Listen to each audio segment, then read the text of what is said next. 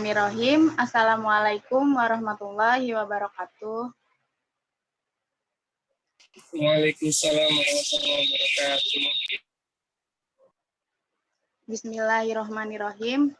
Yang pertama-tama saya akan mengucapkan banyak rasa syukur dan terima kasih kepada Allah Subhanahu wa taala karena dengan nikmatnya kita bisa berkumpul di kegiatan PKM pada siang hari ini. Lalu yang kedua, saya mengucapkan banyak terima kasih kepada Ibu Hajah Debidik Nabilatul Fauziah selaku dosen pengampu mata kuliah Hadis Tarbawi, dan saya mengucapkan banyak lagi terima kasih kepada peserta PKM yang sudah mau meluangkan waktunya pada siang hari ini.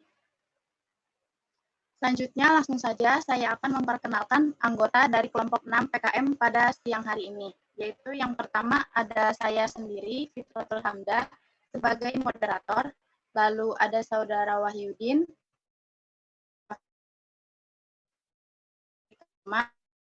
Rahmawati, dan Anissa Indah Lestari. Untuk mempersingkat waktu, langsung saja hadis penyakit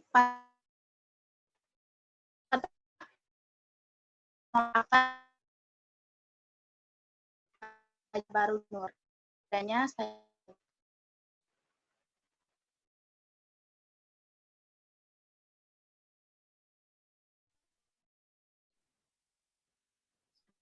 Baik, bismillah. Wassalatu wassalamu ala Rasulillah sallallahu alaihi wasallam. Di sini saya akan membaca tentang penyakit obatnya. Bismillahirrahmanirrahim. Hadatsana Muhammad bin Hadatsana Abu Ahmad bin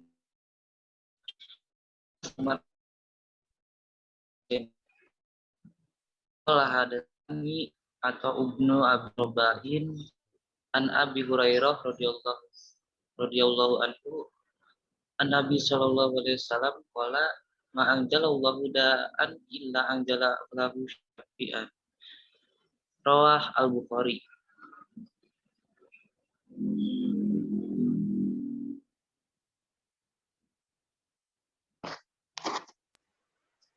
Oke, baik. Terima kasih atas pemaparannya. Lalu selanjutnya yakni terjemah hadis oleh saudari Anissa Indah Lestari. Kepadanya saya persilakan.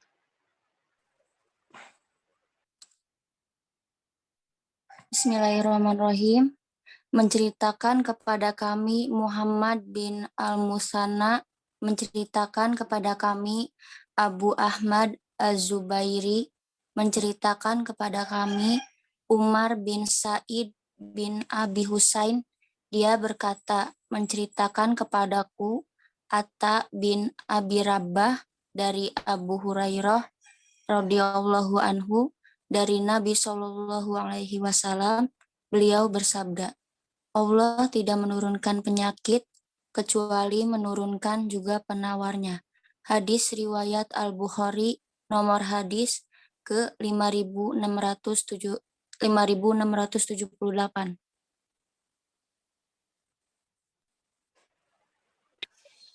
Baik, terima kasih untuk saudari Anissa atas pemaparannya.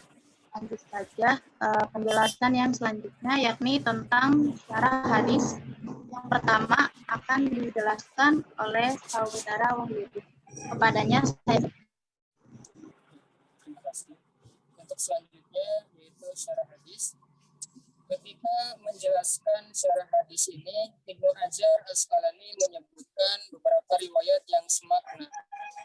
Di antaranya riwayat Ahmad dari Anas, sesungguhnya Allah dimanapun menciptakan penyakit, Dia menciptakan juga obatnya. Maka berobatlah.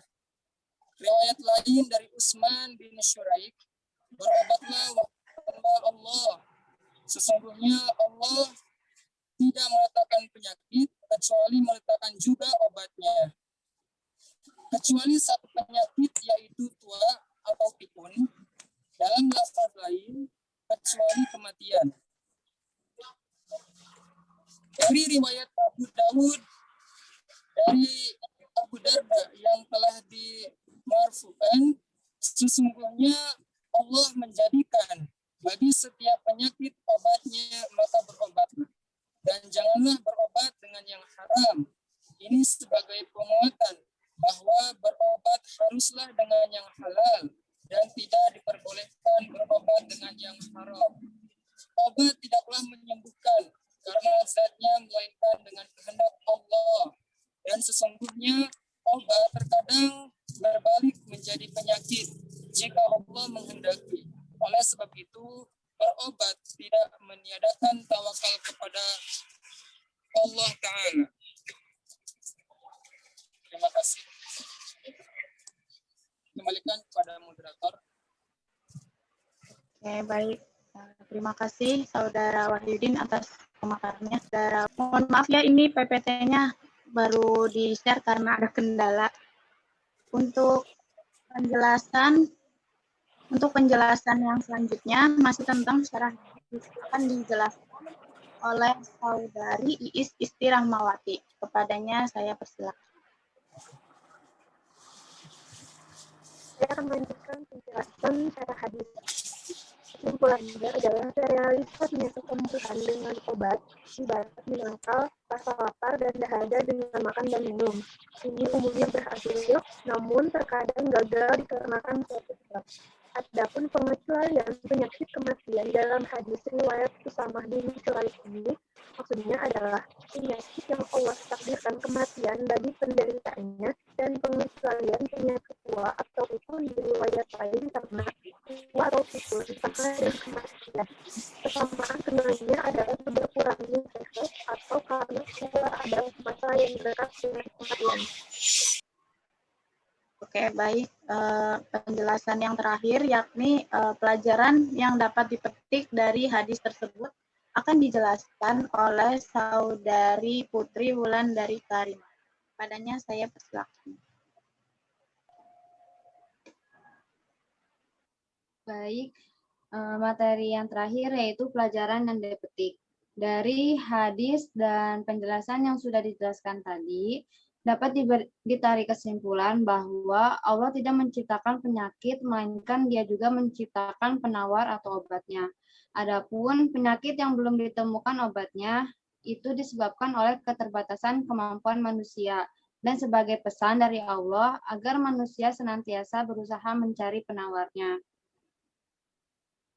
Memang, penyakit dan kesembuhan datangnya dari Allah. Namun sebagai manusia, apabila ditimpa suatu penyakit, kita dituntut untuk berusaha untuk sembuh, diantaranya yaitu dengan berobat. Berobat diwajibkan dengan obat-obatan yang halal. Namun apabila dalam kondisi darurat seperti penyakitnya dapat mengancam keselamatan, kemudian tidak ditemukan obat-obatan yang halal, maka diperbolehkan mengonsumsi obat-obatan yang terbuat dari bahan-bahan yang diharamkan. Namun hanya sebatas kebutuhan dan tidak boleh berlebihan. Dikembalikan kepada moderator. Baik, terima kasih kepada Saudari Putri untuk pemaparannya. Untuk sesi selanjutnya yakni adalah diskusi dan tanya jawab. Mungkin kepada teman-teman peserta PKM semua, jika ada yang kurang jelas atau ada yang ingin ditanyakan, boleh dipersilakan untuk bertanya kepada kita semua. Saya bertanya, Teh. Oh iya, kan boleh.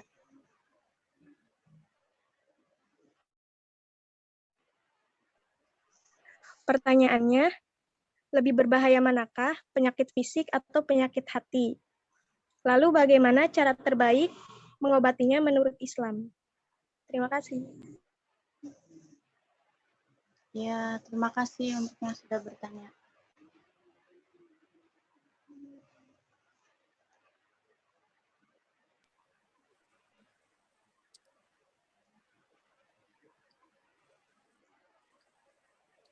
Bismillahirrahmanirrahim. Izin menjawab pertanyaan ya.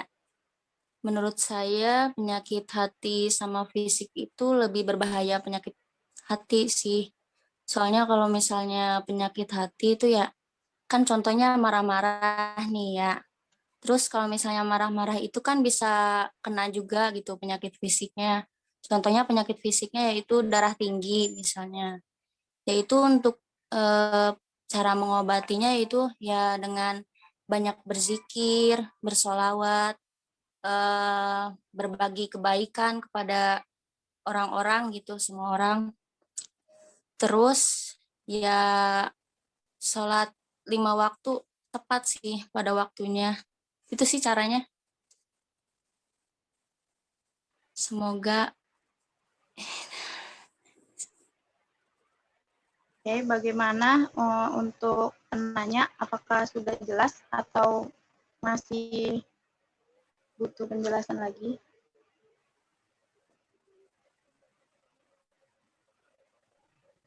Boleh Teh tentang tips khususnya gitu Teh. Bagaimana? Tips khususnya gitu untuk mengobati penyakit hati itu. Oh, mungkin lebih diperjelas lagi gitu ya. Ya, Oke, baik. Ya, Silakan untuk apa ya? Kalau misalnya kita banyak bersolawat gitu, berzikir, pasti penyakit hati itu bakalan hilang sih. Iya, kalau menurut saya mah begitu. Udah dirasain juga. mungkin untuk materi yang lain menambahkan atau ada dari peserta yang ingin menambahkan, dipersilakan.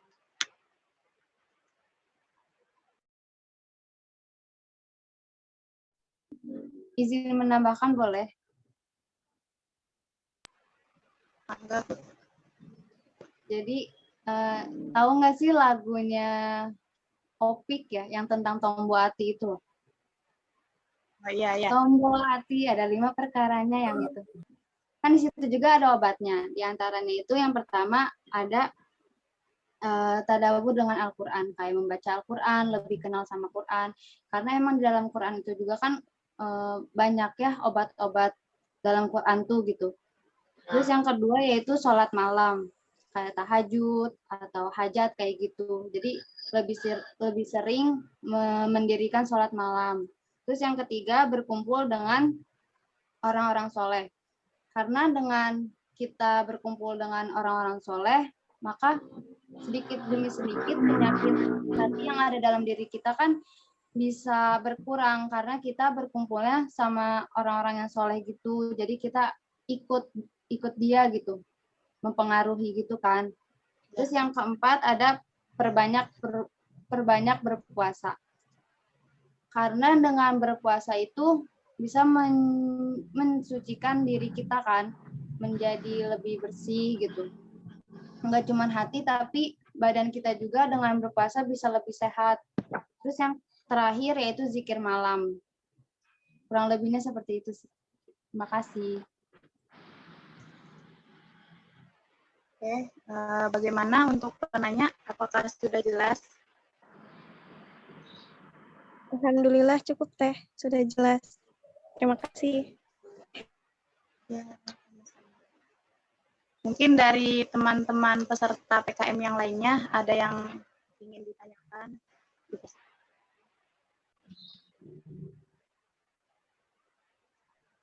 Bagaimana untuk teman-teman semua? Apakah ada yang ingin ditanyakan kembali atau ada kata-kata yang kurang jelas dan ingin diperjelas lebih dalam lagi? Boleh dipertanyakan ya kepada kami semua. Dipersilakan ya.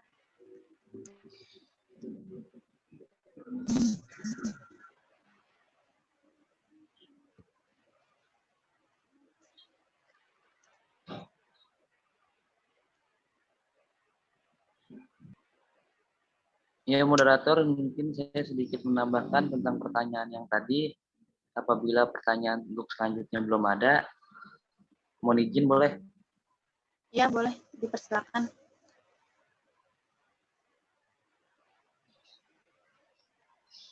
Mungkin pertanyaannya tadi lebih sakit ataupun lebih parah mana antara penyakit fisik ataupun penyakit hati? Tentu yang pertama penyakit hati, di mana ada suatu bahasa ataupun suatu pepatah, apabila hati itu sakit, hendak di mana obat dicari.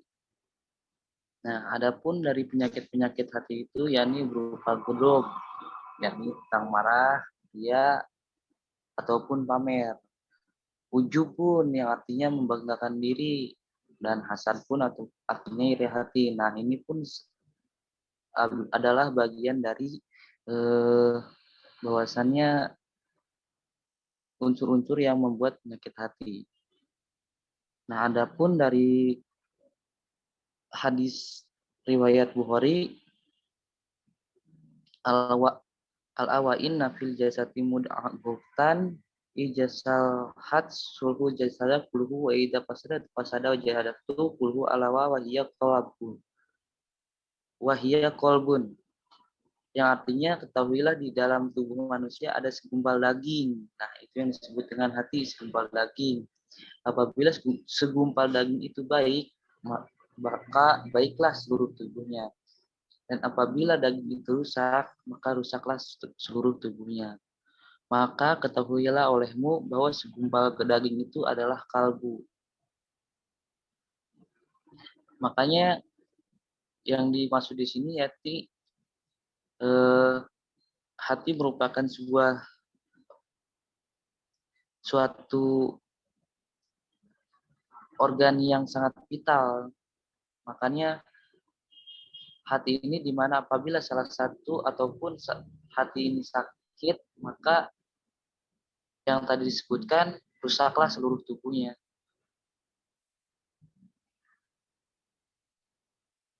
Nah, di sini pun dikategorikan pula mengenai hati, diklarifikasikan ataupun dikategorikan menjadi 3 kategori. Yang pertama, bagaimana hati yang bersih itu?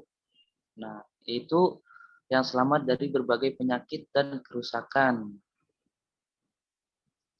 Apa yang dimaksud dari yang selamat ataupun selamat dari penyakit dan kerusakan itu? Yakni hatinya selalu takut pada Allah dan menjauhkan segala dari larangan-larangan Allah.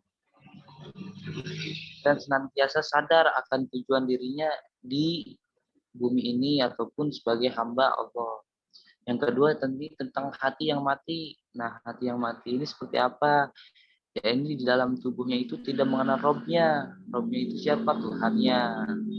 Tidak pula beribadah menyembahnya. Maka hati yang mati ini bakal mengundang murkanya Allah. Yang untuk yang ketiga, yakni hati yang sakit. Hati yang sakit ini hati yang sebenarnya menyimpan energi ataupun menyimpan perasaan dendam tersendiri. Nah, itu disebut dengan hati yang sakit. Nah, adapun dari obat ataupun penyembuhnya, di sini saya menemukan tentang dari surat Al-A'rad ayat 28, surat ke-13. Alladzina amanu wa tat'aminu qulubuhum bizikrillah. Ala bizikrillah tatma'innul qulub. Yang artinya orang-orang yang beriman dan hatinya merekalah yang menjadi tentram dengan mengingat Allah. Ingatlah hanya dengan mengingat Allah hati menjadi tentram. Mungkin sekian dari penjelasan dari ataupun yang saya bisa paparkan.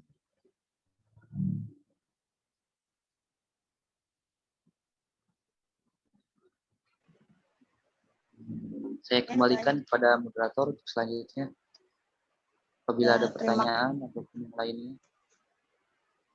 Terima kasih untuk penambahan materinya oleh saudara Fajar. Mungkin untuk teman-teman yang lain, jika ada yang ingin ditanyakan lagi, atau ada kata-kata yang belum jelas dan ingin diperjelas, bisa dipertanyakan.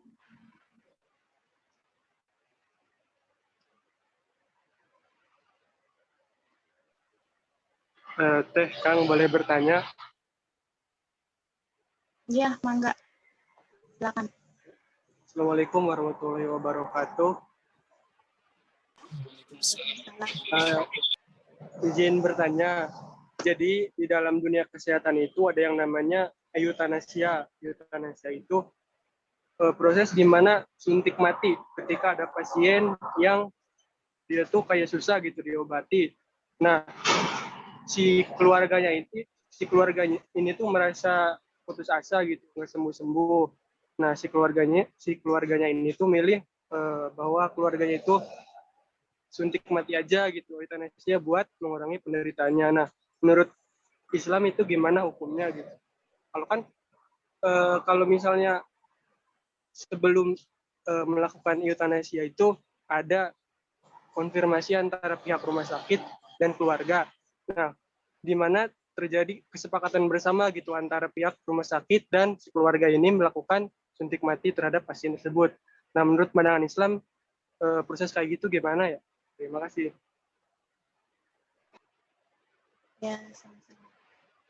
Oke, untuk para pemateri bisa.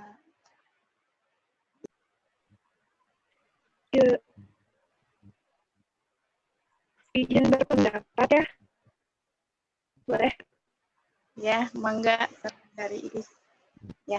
Tadi euthanasia ya.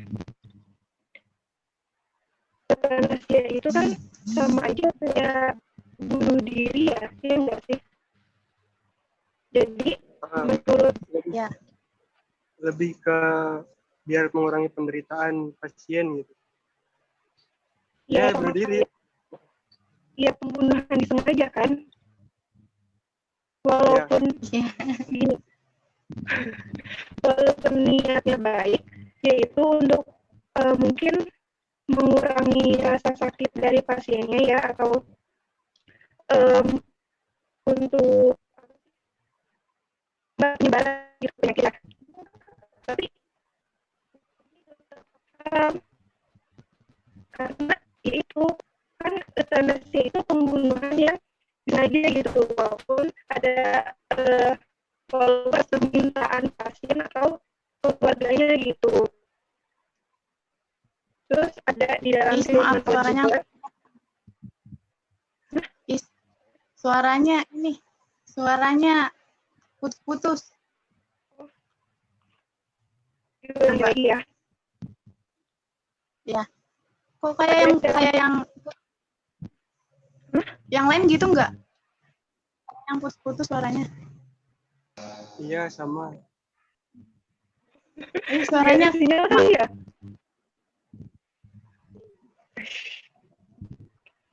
Jelas belum sih? Lagi coba. Apa ya?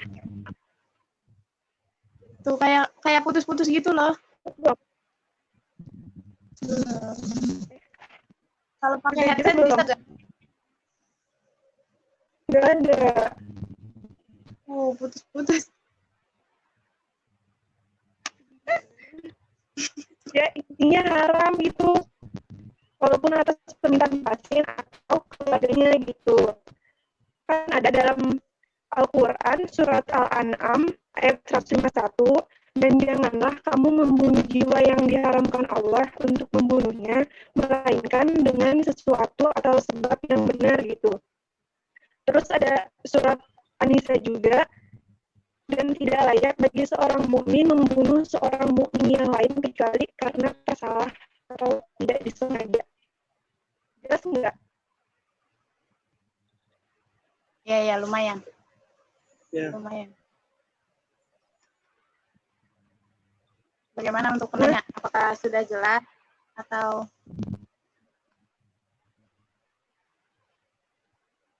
Nah, jadi buat solusi pihak rumah sakit atau keluarganya kan misalnya tidak dianjurkan buat melakukan suntik mati.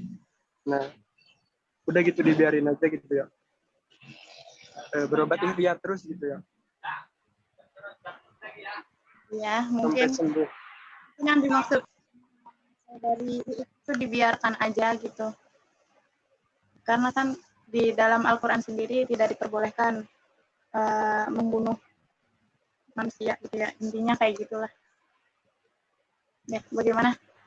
Oke, bagaimana tadi untuk jawabannya sudah jelas atau masih ada yang ingin ditanyakan lagi untuk penanya? Ya, sudah jelas. Terima kasih. Mungkin cukup sekian aja ya, karena waktunya juga udah terlalu ini. Sepertinya langsung saja saya akhiri kegiatan PKM pada siang hari ini, dan saya ucapkan terima kasih banyak kepada semua teman-teman PKM yang sudah meluangkan waktunya. Akhirul kalam, wabillahi taufiq wal hidayah. Wassalamualaikum warahmatullahi wabarakatuh. Waalaikumsalam.